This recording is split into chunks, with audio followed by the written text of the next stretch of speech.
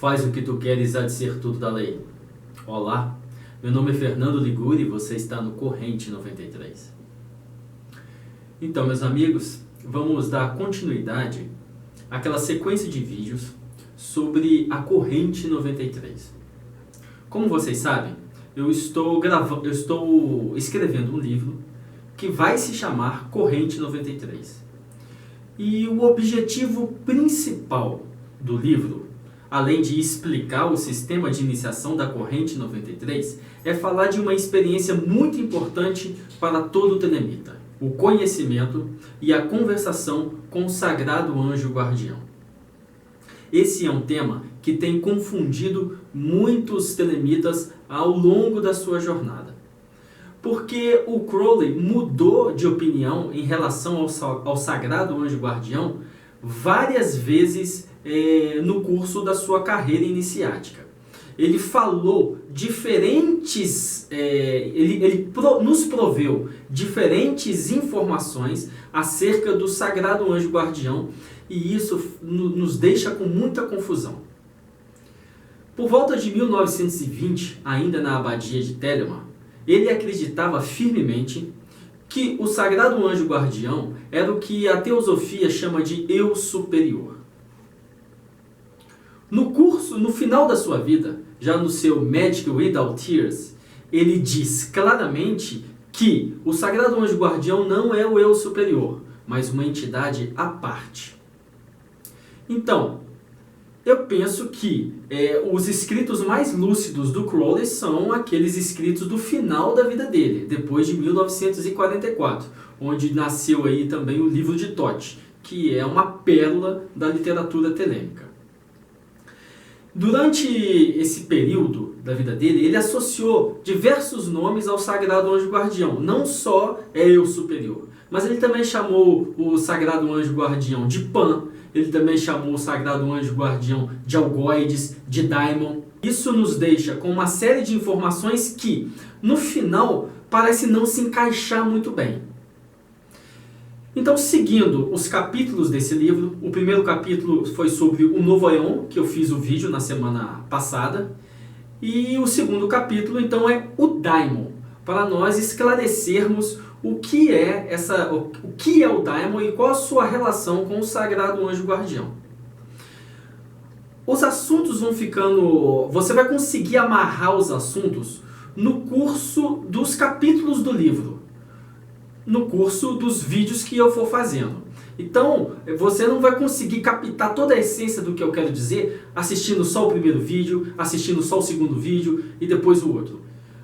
Seria interessante que você assistisse a sequência, começasse do primeiro, o segundo, o terceiro e assim sucessivamente, porque os vídeos vão acompanhar os capítulos do livro, para chegar no final você ter um entendimento coeso sobre o assunto. Muito bem, vamos lá. Muita gente tem confundido o papel do Daimon. Tem gente que fala que Daimon é Exu. Tem gente que fala que Daimon é entidade desencarnada. Tem gente que fala que Daimon é demônio. Isso tudo são conjecturas que quase não têm fundamento quando nós vamos estudar a tradição, quando nós vamos estudar, principalmente na cultura greco-egípcia, o que era o Daimon e o que as pessoas consideravam como Daimon. Entre ocultistas e mestres da tradição esotérica ocidental, tem se discutido, tem se difundido a ideia de que um ser, um ente presença, nos acompanha durante a encarnação. Acompanha a jornada da nossa alma durante a encarnação. Esse ente presença, ele tem sido motivo de especulações desde que o homem começou a pensar sobre o universo. Na verdade, inúmeros sistemas de iniciação, inúmeras especulações filosóficas nasceram dos esforços do homem em descobrir que tipo de ente presença é esse que acompanha a nossa alma. Qual o seu tamanho? Qual a sua forma? Quem é esse ente presença que acompanha a alma do homem na jornada da encarnação? Assim, nos debruçando sobre o ombro de gigantes, é possível dizer que, corretamente, existe uma entidade, existe um ente presença que nos acompanha, que está o tempo todo conosco, sussurrando no nosso ouvido, nos auxiliando das melhores escolhas para nós realizarmos o propósito por trás da nossa encarnação, o objetivo pelo qual nós encarnamos, que em Telemann nós chamamos de verdadeira vontade. Para muitos, essa é simplesmente uma ideia completamente estapafúrdia. Para muitos, não existe absolutamente entidade nenhuma nos acompanhando. Para essas pessoas, a ideia de que existe um ente presença, uma entidade que sempre está nos observando, parece com a ideia de um Deus todo-poderoso querendo nos julgar e nos castigar. Quer dizer, essa é uma projeção que as pessoas fazem sobre a ideia de um Deus julgador, em virtude da nossa cultura judaico-cristã. No entanto, não é bem assim que a tradição vem nos mostrando. Essas pessoas, para se imiscuir de qualquer compreensão sobre a natureza de entidades que nos acompanham, preferem dizer que Deus não existe. Mas isso é de cada um, e não existe lei além de faz o que tu queres. No entanto, se é real que não existe nenhum tipo de entidade nos acompanhando, ou não existe nenhum tipo de criatura espiritual e nem mesmo a presença de Deus, qual é o objetivo na nossa existência por trás desse ímpeto que nós temos em nos melhorar? Fica então uma pergunta para o estudo de cada um. A própria existência de Deus é uma interrogação na mente de muitas pessoas. Principalmente na nossa cultura judaico-cristã, nós temos o pensamento de que Deus é uma entidade que está nos assistindo. Daí o comportamento cristista em pensar que Deus é essa entidade que vai interferir no nosso caminho. Basta nós orarmos para Deus, basta nós pedirmos, termos fé em Deus e Ele irá nos auxiliar. Bem, não é dessa maneira. Se você está lembrado que naquele vídeo que eu fiz sobre os Aeons, eu disse que sempre na aurora da humanidade, quando uma raça está por se desenvolver, as pessoas têm a capacidade de se comunicar com o sagrado espontaneamente. No curso da evolução das eras, a humanidade vem perdendo essa capacidade de se comunicar com o sagrado, de se comunicar com Deus. Se Deus existe, se Deus é essa entidade onisciente, onipresente que criou o universo, será que nós temos a capacidade de nos comunicar com Ele? Será que antes de nós pensarmos que Deus não existe, será que não seria mais adequado nós aprendermos uma maneira de nos comunicar com essa entidade? É aí que nasce a nossa busca pelo sagrado anjo guardião. É aí que nasce a busca pelo entendimento do que é o Daimon, qual é a função do Daimon. Dessa maneira, se nós desejamos nos comunicar com Deus, nós precisamos de um mensageiro. Nós precisamos de uma ferramenta que retransmita a nossa mensagem para o sagrado. Nós precisamos de uma ferramenta que seja a nossa conexão com o sagrado. Todas as culturas do planeta acreditam no ente presença, num espírito guardião que nos acompanha. Eles têm dado inúmeros nomes para essa entidade que sussurra no nosso ouvido, nos auxiliando a cumprir o objetivo da nossa encarnação, a verdadeira vontade.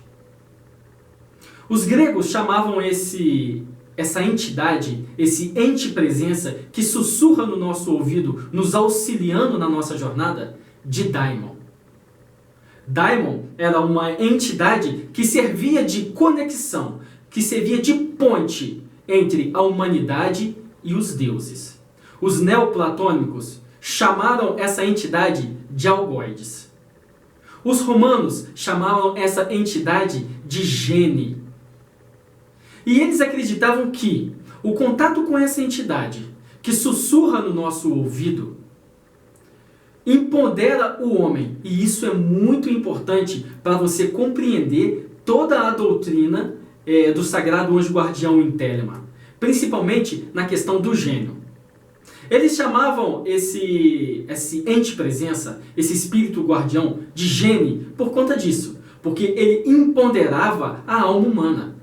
Ele capacitava as condições da alma humana. E isso foi fundamental no sistema de Aleister Crowley. Isso foi fundamental no contato que Aleister Crowley teve com Aiwass, o seu sagrado anjo guardião, que não só o possibilitou a desbancar completamente a antiga ordem da Aurora Dourada e, em cima da estrutura antiga, formular todo um sistema novo de iniciação e ter contato direto com os chefes secretos além do abismo. O Daimon, portanto, era um espírito guardião, uma entidade, um mensageiro que levava a nossa mensagem até os deuses. No entanto, precisamente, Daimon pode se referir a qualquer entidade sutil que o homem possa entrar em contato. Essa é a interpretação corrente nos dias de hoje. Os gregos acreditavam que esse espírito guardião, o Daimon, habitava as florestas, habitava os bosques, os rios, as montanhas. Então, eles falavam desses seres como criaturas animadas, criaturas encantadas da natureza.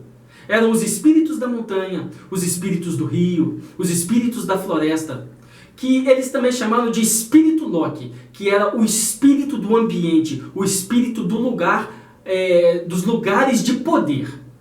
Como eu falei agora há pouco, esse espírito guardião tem sido identificado nas mais distintas tradições.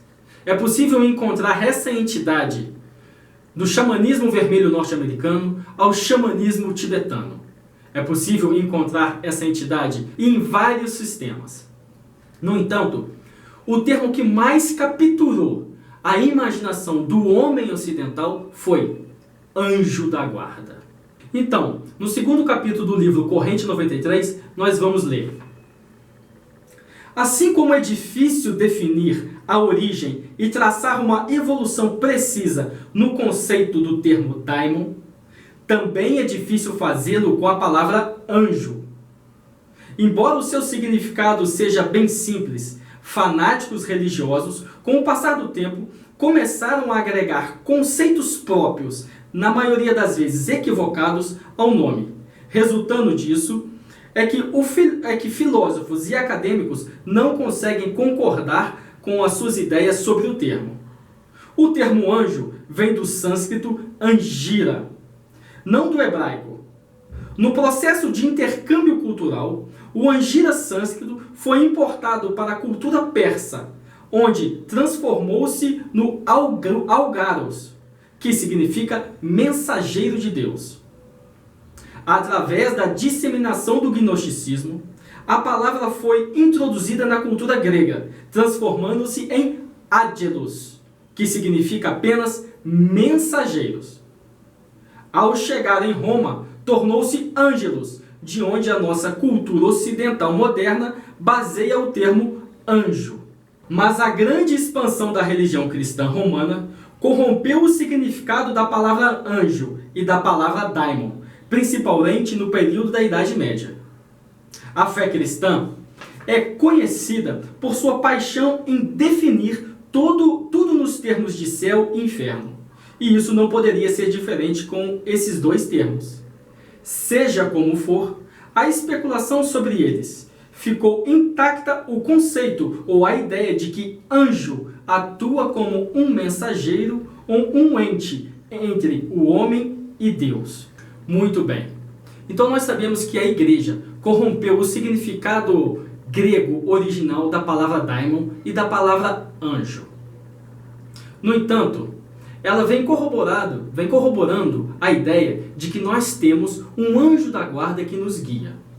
o Papa Clemente X instituiu o dia 2 de outubro como o Dia do Anjo da Guarda.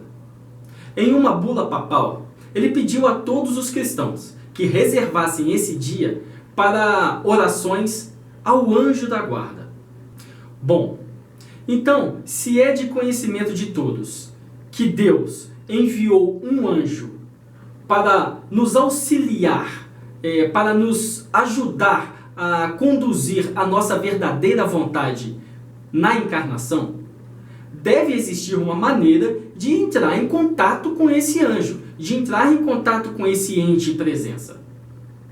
Isso tem movimentado inúmeras filosofias e cultos, e é o cerne, o pivô central da filosofia de Telemann. O termo Sagrado Anjo Guardião tem sido motivo de especulação para muitos estudiosos.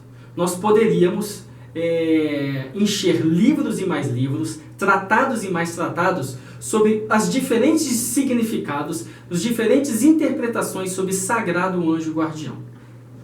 Então, para nós entendermos de onde vem toda essa história, essa busca pelo contato com essa entidade, o Sagrado Anjo Guardião, nós temos que começar do início. E existe um tema estudado no ocultismo que pode esclarecer muito essa questão do Sagrado Anjo Guardião e que não tem sido levado em consideração. Que tema é esse? É o tema reencarnação. A reencarnação, o tema reencarnação, nos diz o quê? Que a alma é eterna, que ela se veste de corpo em corpo e que esse corpo ele dura um período de tempo, e depois que esse corpo nasce e morre, a alma pode reencarnar em um novo corpo. Os gregos antigos definiram muito bem essa doutrina em alguns escritos importantes. O tema reencarnação ele é recorrente nas obras de Platão, nas obras de Pitágoras, nas obras de Aristóteles. Todos eles se debruçaram bastante sobre isso e explicaram de maneira meticulosa o que é o daimon e qual é a função do daimon. Então, no segundo capítulo do livro Corrente 93, nós vamos ler: uma das maiores questões sobre as quais os antigos gregos se debruçaram foi sobre a encarnação. Nós estamos atados a uma cadeia de eventos pré-ordenados ou temos o livre-arbítrio para fazer as nossas escolhas? Alguns acreditam que essas duas opções eram membranas que envolviam uma fatalidade, o destino. Isso implica em um decreto divino que determina o curso da vida de cada indivíduo no planeta. Mas a ideia por trás do destino não deve ser apreciada como se fosse uma explicação por trás de certos eventos que acontecem no curso das nossas vidas. Ao contrário, o decreto divino do destino fala daquilo que os telemitas chamam de verdadeira vontade, o motivo por trás de uma alma escolher ou desejar passar por certo tipo de experiência na encarnação. Pensando nisso, no contato com este daimon, com essa entidade, esse ente presença que auxilia a alma em sua jornada, os gregos antigos e quase todos os povos formularam ritos de sacrifício para a comunicação com essa entidade, a fim de que essa entidade pudesse ter vínculos mais reais, mais táteis com cada um que a invocasse, na intenção de que a entidade pudesse ajudar a pessoa a cumprir o seu destino, ou seja, a cumprir a sua verdadeira vontade. Platão, na sua obra A República, constrói um ensaio que se chama O Mito de Ir. Ir era um guerreiro que foi morto em batalha e viajou à Terra dos Mortos. Lá, ele escolheu a sua nova encarnação. Após escolher a sua nova encarnação, quer dizer, foi dado a ele a chance de escolher uma nova encarnação.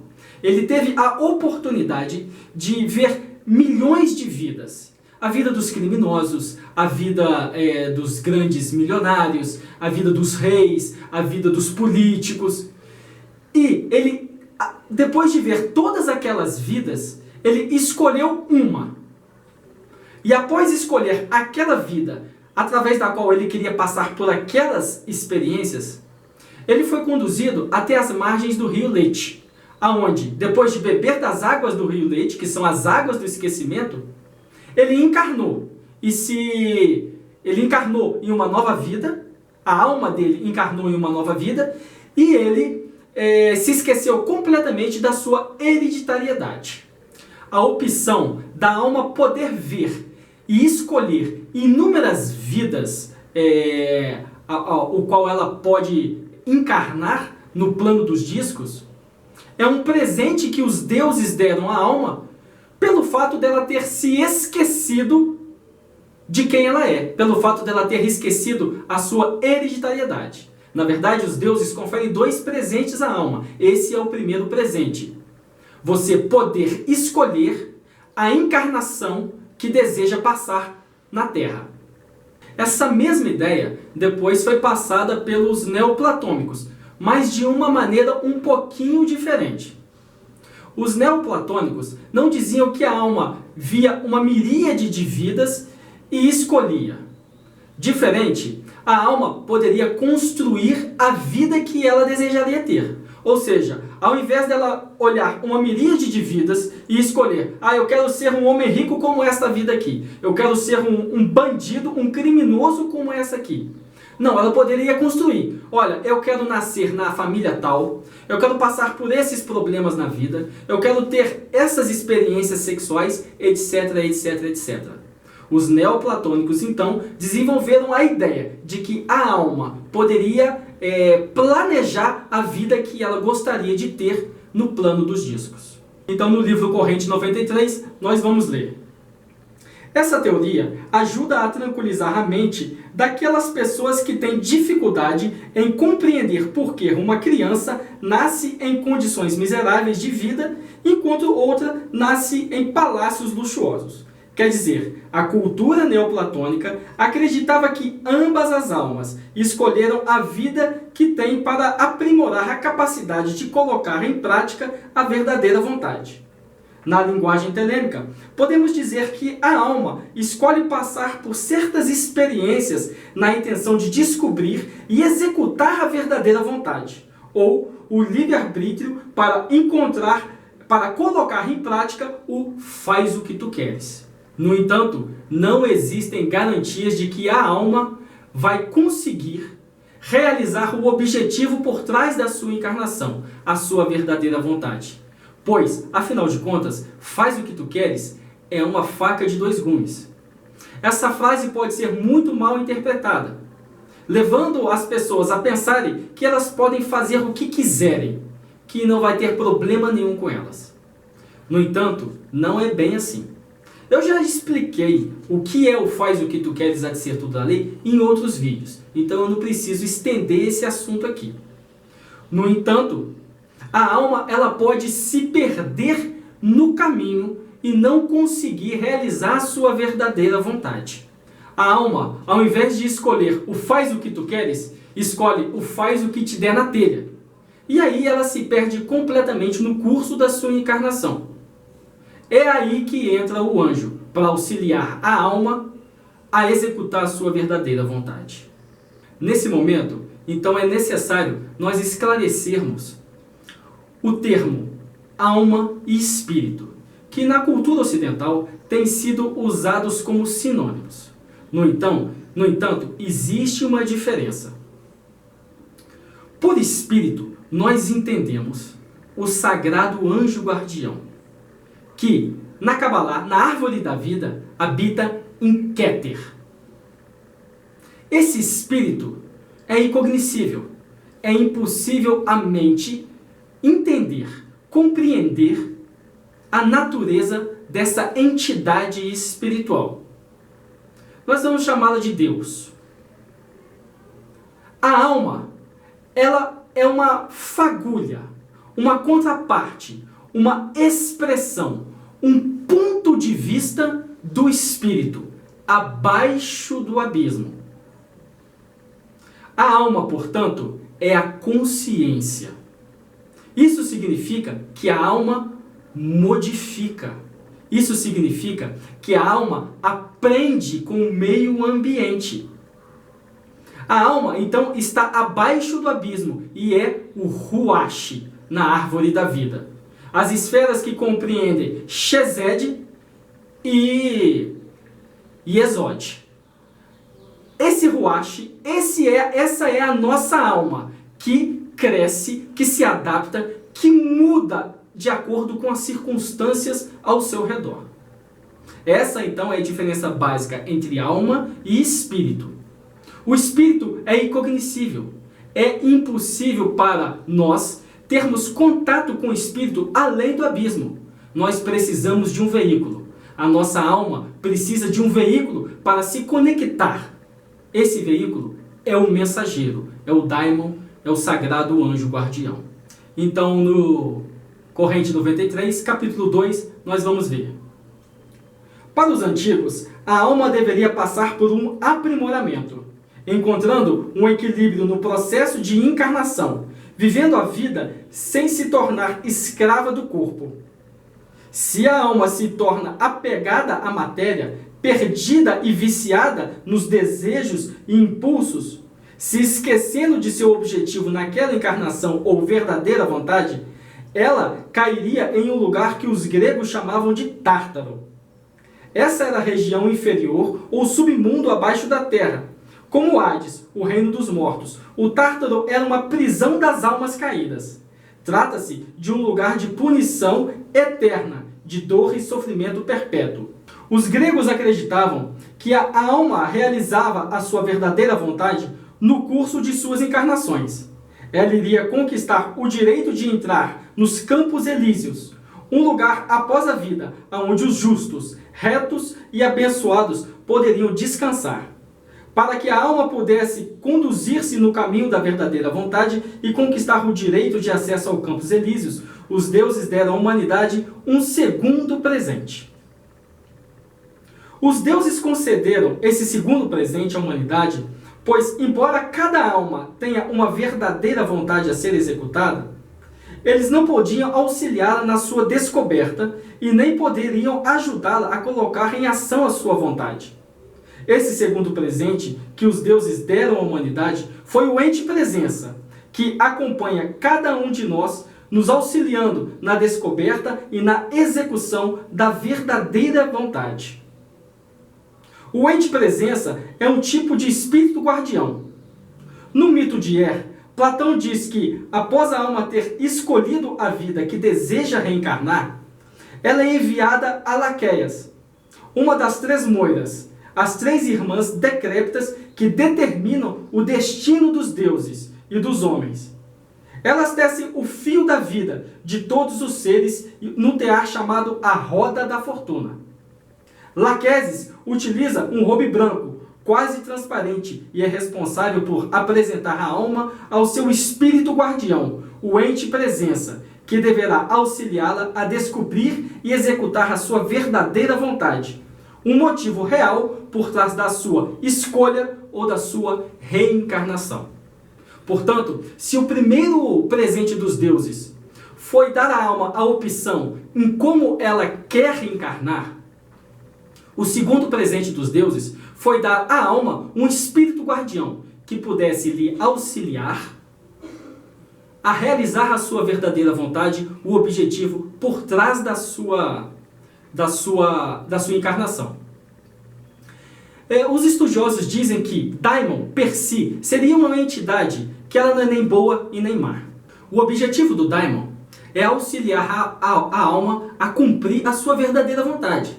Portanto, se a alma escolheu ser um bandido, se a alma escolheu ser um traficante, ser um assassino, então o Daimon vai auxiliar a alma no seu processo de verdadeira vontade, na realização do objetivo da sua encarnação.